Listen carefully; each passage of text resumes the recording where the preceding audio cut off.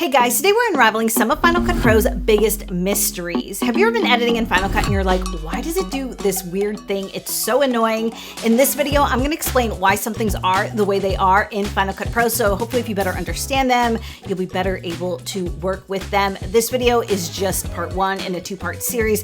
There was so much explaining to do, it was gonna be too long. So part two will be dropping in a couple days, so if you don't wanna miss that, make sure you subscribe. Let's dive right in with our first mystery, which is why do you sometimes see on-screen controls in the viewer and sometimes you don't?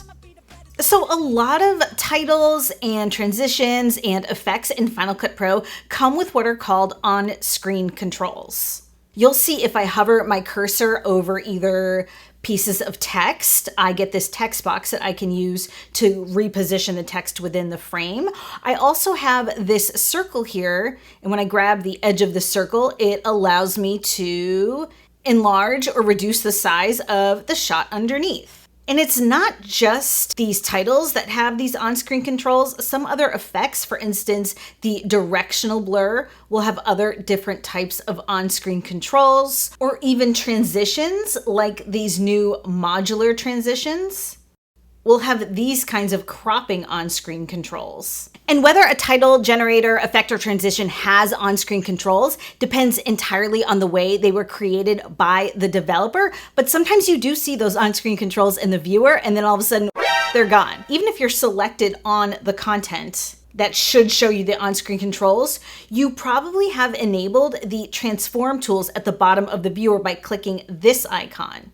Or you may have clicked this icon here in the inspector. You cannot have your transform tools and your on-screen controls visible in the viewer at the same time. So all you have to do is disable those transform tools and your on-screen controls are back. Here's another mystery for you. Why do some text templates affect the video underneath them in your timeline and others do not? So sticking with this same title over footage from sliding boxes, if I select that piece of content in my timeline, enable those transform tools, and freely move the title around. Remember, I'm not selected on the video in my timeline, just the title. The background video is moving with it. Conversely, if I select the skylight title over footage content, I'm gonna drop it over this shot here. I'm gonna select the title in my timeline and my transform tools are still enabled here. Watch this. Why doesn't the video move underneath with it? Why are these two very similar title templates functioning so differently in my project? Once again, it depends entirely on how the developer created that particular piece of content. If you're not aware, pretty much every title template, generator, effect, or transition that comes with Final Cut Pro or that you're using from a third party was built in Apple Motion. Apple Motion is Final Cut Pro's companion motion graphics app, and I highly recommend you take a hard look at it if you are a Final Cut editor. It's only $50 one-time fee in the App Store. It is a great deal, and it can significantly enhance the look of your Final Cut projects if you know how to use it. But going back to this particular mystery about these titles, let's just open one up in Apple Motion so I can show you what's really going on here. So if you're new to Apple Motion, this could look a little intimidating. Don't worry about that. Really what I want you to look at is this layers panel. I'm going to twirl down and I'm going to show you this layer here is our title background, and it has been disabled, and I know that because it's not checked. So this title that we just looked at isn't designed to modify the video underneath it when we work with it in Final Cut Pro, as opposed to this title. Remember this one here that is affecting the video underneath? Let's open that one in Apple Motion. And you'll see this one looks a lot different. My title background is enabled. If I twirl down here in the project pane, you can see the title background is checked. And by the way, if you're not an Apple Motion user, but you're curious about what you're seeing here, there are tons of tutorials from me and other YouTube creators about Apple Motion. But if you want a foundational education in Apple Motion, you may want to check out my full course, Motion Launchpad, available at JennJager.com. All right, let's jump back to Final Cut Pro so I can highlight for you the reason the developer wanted that background to be affected is because as part of the title animation, the video does a zoom in and zoom out. It's actually part of the design. So that's all well and good, but as a user, how are you gonna know which title templates are gonna affect your video underneath and which ones are not? You just need to know what to look for in the browser. So going through these dynamic titles, you can see some of them have that default landscape image inside of them, and some of them do not. So when you run your cursor over the content in the browser, if you see this mountain scene behind it, then you know it is going to impact your video underneath. If you run your playhead and all you see is black behind it, then you know it's not going to impact the video underneath. All right, let me show you one more weird thing about the way titles work in Final Cut Pro. I'm gonna drop one more title in here. Let's go for mid-century title over footage. I'm just gonna drop that here in my timeline. Let's say I wanted this text to be a little bit smaller. So I'm going to grab it here in my timeline, head on over to the video inspector and reduce the scale. And then let's say I wanted to move this to the lower corner. So I try to grab my headline text, and what just happened? Why is it getting cropped?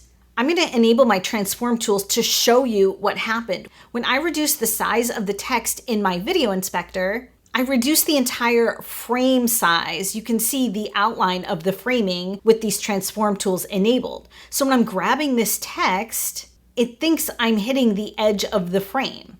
So what I would recommend you do is, instead of resizing in the video inspector, let me reset those parameters. I would head over to the text inspector and use all of these text tools to resize my content. And that way I'm never hitting the edge of the frame and I'm never running into that cropping issue, no matter how far down the frame I go. All right, let me clear out those titles and let's move on to another weird thing in Final Cut Pro.